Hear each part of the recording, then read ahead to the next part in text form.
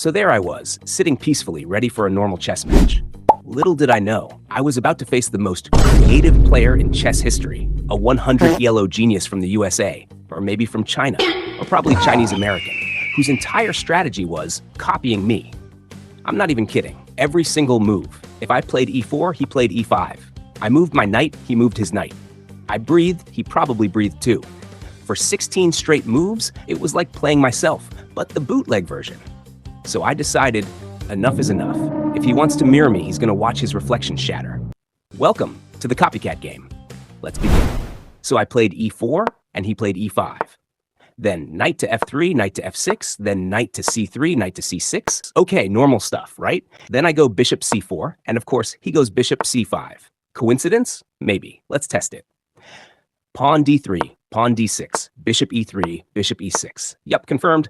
I'm playing against Google Translate Chess Edition. So I trade bishops. Bishop takes c5. He instantly takes mine. I recapture. He recaptures. It's a mirror match of madness.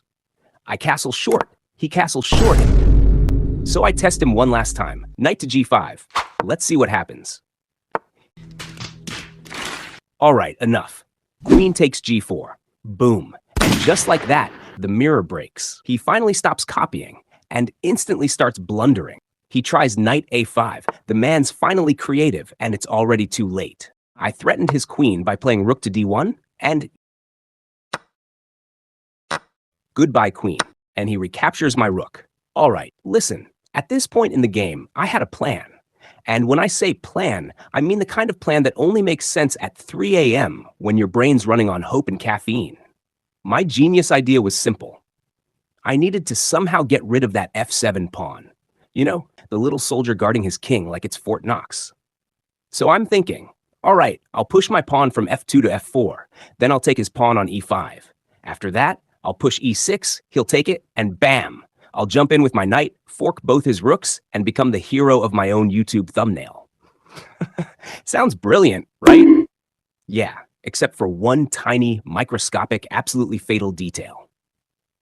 He can just take my pawn on f4. Yup. My entire 4-move galaxy brain strategy collapses because I forgot how pawns work. I'm out here planning cinematic attacks, and this dude could have ended my movie in one move. But plot twist, he doesn't take it. Instead, he uses his knight on c4 to grab my b2 pawn. Bro had the chance to fork my queen and my rook on e3, but no, he looked at my sad little b2 pawn and said, "Hey, that's pretty good." And let's be honest, if he had taken my pawn on f4 with his e5 pawn, don't even ask me what I would have done, because I have absolutely no idea. So anyway, I decided to stick to my master plan. Yeah, the one I made without thinking.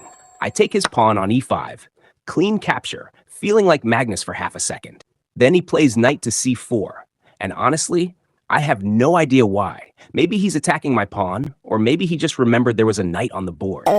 Because let's be real, at this point, we're both just guessing. Anyway, I ignore everything because I'm a man of commitment. I push my pawn to e6, full confidence, zero calculation. He captures it with his f7 pawn, thinking he's smart, but oh no, my friend. Because that's exactly what I wanted.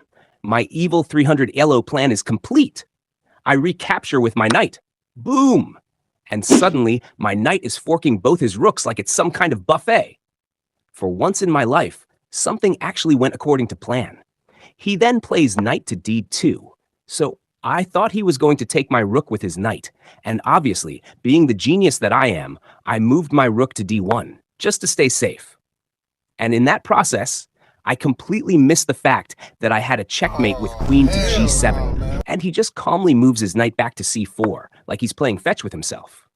I, being the tactical genius I pretend to be, take his rook on d8 with my knight, and I'm feeling on top of the world. Ladies and gentlemen, he's up material, down logic, but the confidence, unshaken. A few moves later, he finally spots a fork on my queen and rook. Took him like 5 to 6 moves, but hey, better late than never. Maybe he tried every square on the board before finding the right one. Like, nope, not here, not here. Ah, yes, fork achieved. So I try to save my queen, move it to e2, because obviously my rook is already emotionally gone. And then for absolutely no reason, I just give a random check with my queen. Don't ask me why. It wasn't planned, it wasn't logical, but somehow it was a good move. He blocks with rook f7, and here's the beautiful part. If I take his rook, he can't take back with his king because the knight is protecting it. Now, he only had one move, king to h8, and if that happened, it was checkmate with queen f8. But of course, this is me. That didn't happen. After queen c4 check, I suddenly remembered, wait, I can finally avenge my poor rook. So I just yeeted my knight to d1 like some kind of emotional redemption arc. So I think he saw the checkmate idea, because suddenly he moves his h7 pawn, trying to give his king some breathing room. But me, I still don't see the checkmate. Not even close. Instead, my 300 ELO brain spots something way more important. A free rook. So obviously, I take it with my knight, because who cares about checkmate when there's free material on the board? He moves his king to h7, and for reasons even I don't understand, I calmly bring my knight back to d8. Like, bro, what was the plan here? Retreat for style points? Then he pushes h5, and I'm like, okay, time to promote my e-pawn and end this game in style. I push e5, he moves king h6, I push e6, he pushes h4, I push e7, he goes king h5, and then I push e8 and promote to a queen with check. He runs his king to g5 like he's late for work. I go queen to c5 check, he goes king f4. I go queen f8 check, he goes king g4. I go queen d4 check, he goes king h5. At this point, it's less of a chess game and more like tag. I'm chasing this man around the board. He refuses to die.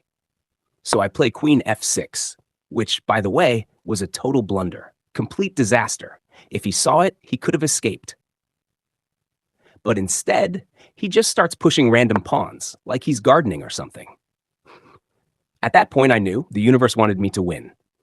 I calmly go queen f4, still random, still chaos, and when he pushes another meaningless pawn, I see it, the moment, the prophecy.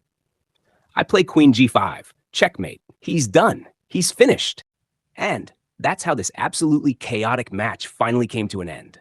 From copied moves to unexpected blunders, everything happened in this one game. Maybe it wasn't perfect, but it was fun.